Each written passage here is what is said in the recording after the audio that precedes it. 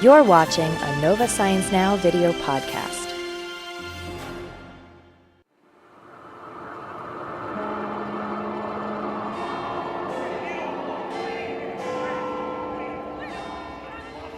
In an election year, people might disagree about who makes the best candidate, but you don't hear much argument on the merits of democracy, that millions of average people can together make a wise decision.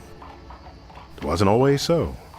In the early 20th century, this controversial Englishman, Sir Francis Galton, tried to statistically test whether mobs of common folk were capable of choosing well. And, as our musical correspondent Rob Morseberger tells us, what Sir Francis actually found was that, mathematically at least, there's often wisdom in a crowd. Sir Francis Galton was a nobleman and scorned the common masses.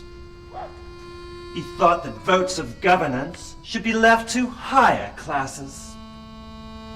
He'd prove with all the data from a contest inescapable of guessing even simple things the commoners were incapable.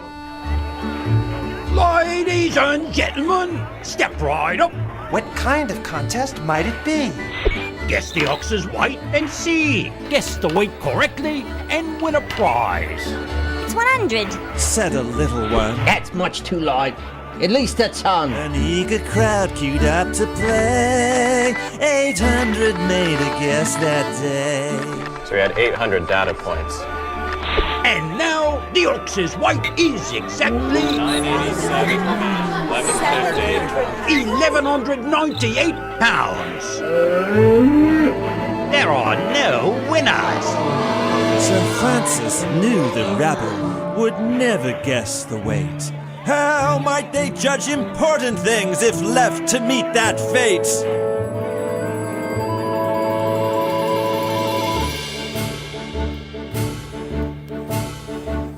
With mathematics, he would show how far they went astray.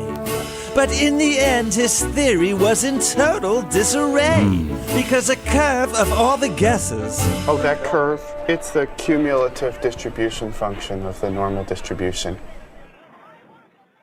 Sorry, that's what it's called. Because graphing all the guesses and determining their mean... I think he was talking about the median. And determining their median, he showed that if the crowd were one, its estimate is keen.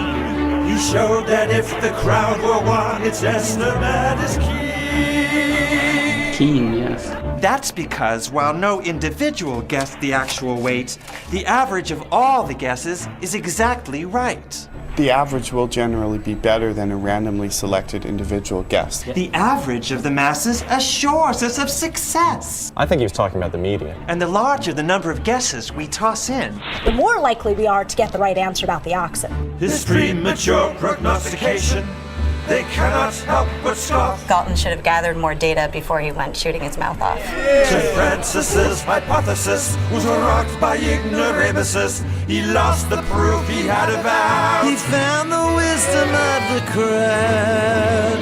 If you have a group of people and they each have tiny bits of information, then you can learn a lot if we could just gather all of those bits together. It's just like Wikipedia. Well, this isn't exactly like Wikipedia, no. It's a little bit different.